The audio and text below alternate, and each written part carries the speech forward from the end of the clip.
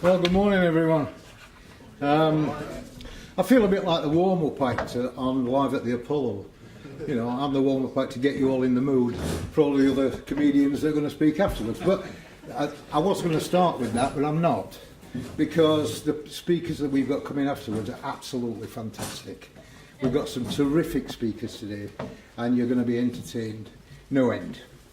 Now, as with our speaker yesterday from North Wales, I've come down with this throat chesty thing, so I was going to make a long, boring speech about policy, but I've decided not to. So I'm going to make a short, boring speech about policy instead. So I would like to start by saying just how proud I am to be a member of the Democrats and Veterans Party, and how privileged I feel to be part of the Executive Committee and to be asked to speak at our first conference. Since I was asked to speak on policy, I've been forced to think in great depth about what policy really is and what purpose it serves within our party. The term is used by all of us from time to time, and we assume that we all know that it means the same thing. But of course, it doesn't. And so what I did, I've consulted numerous dictionaries for a true meaning. And I found a great number of definitions. So this may not be the case. The ones that I've found include plans, strategy, blueprint, programme, system, guidelines, intentions, theory, position, stance, attitude, stratagem, and the list goes on. And in any situation, any one of these or several definitions could apply. And I suspect that each of us have our own interpretation. However, it has a much deeper and more important role than just general statements about how we should act in relation to specific issues. I've come up with another definition of what policies are that isn't mentioned in any of the dictionaries that I've looked in, and that is glue. Now, I must admit at this point I expected to see a number of curious faces.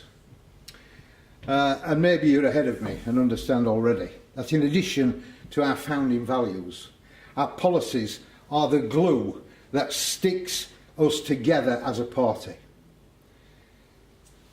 They are what attract like-minded people to join us, and what guides us along our chosen path, keeps us focused on what we feel is important, and defines what we hope to achieve in the future. I did find another definition which I feel comes closest to summing up what I feel DV policies should be. A set of ideas or a plan of what to do in particular situations that has been agreed to officially by a group.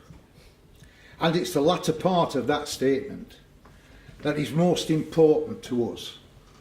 That has been agreed to officially by a group. And that's what direct democracy is able to offer. So how do we achieve this agreement and in the formulation of our policies? Some of you may have seen my last video asking you to vote on a number of issues and may even have taken part. And if you did, I would like to thank you sincerely. It's been really key in highlighting the issues that you, the members, feel are most important.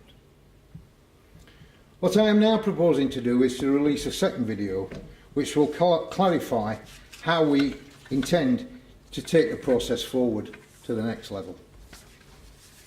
However, before I finish, and I did say it was going to be a short, boring speech, I'd like to return to my glue analogy. Any glue is only as strong as the ingredients from which it's made. And to make our party glue really strong, we need as many of you participating in its formulation as possible.